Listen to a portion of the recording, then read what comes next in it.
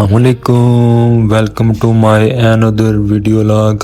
अज दे व्लॉग च तुहानू मैं कतर दे सब तो मशहूर बीच सी लाइन च खड़ांगा जिथे समुंदर ते डेजर्ट मिलते ने ते नाल उत्थे सैंड दियां बिग पहाड़ियां भी ने।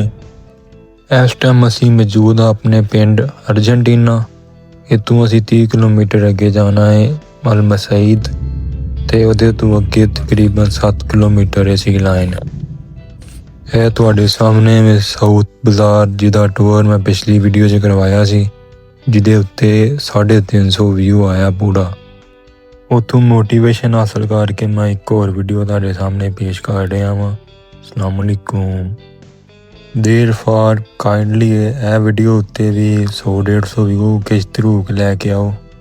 है तेल गैस वालियां फैक्ट्रियां ने शायद जो कि कतर दा मेन सोर्स ऑफ इनकम है। सैंड दियां पहाड़ियां भी आ गई हैं।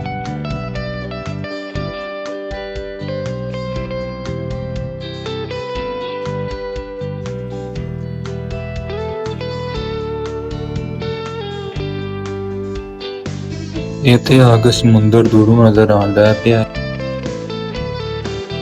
हूँ कई साल पहला इत्थे बैठा सी पर इत्थे उठे ही नहीं गया।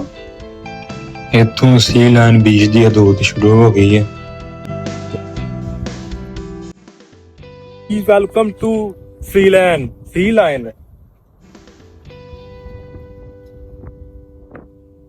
फाइनली पहुंच गए हैं मुंदर।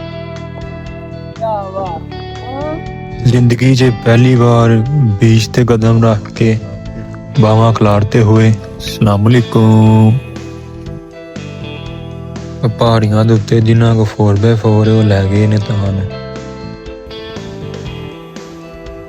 चेक करो माहौल।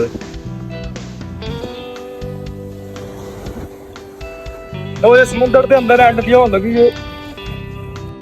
समुंदर दे विच जदों तुसी चुब्भी मारो मूंह ओपन करन तो ग्रेज रखियो बिकॉज वाटर इज टू कोड़ा।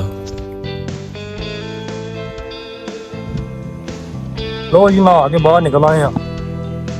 उत्ते गड्डियां चारण वाला भी है सीन।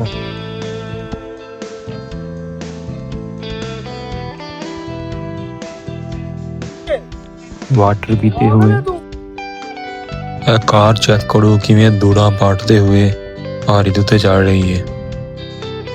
Wow beautiful. पहुंच गई है फाइनली। किसी सियाने कहा सी धोन लै जे ऐनक ना लवे। अस्सलाम वालेकुम। समुंदर का पानी बहुत लूना सी इसलिए अखां 'च लून पवा के वापस जा रहे हैं। वैसे इस टाइम गेरे लोग आते हैं गड्डियां शड्डियां लैके पिछे कमरे पा के असी जा रहे हैं। एनी हो मिलते हैं अगली वीडियो च। चैनल नू सबसक्राइब करना ना भुल्यो। वालेकुम सलाम।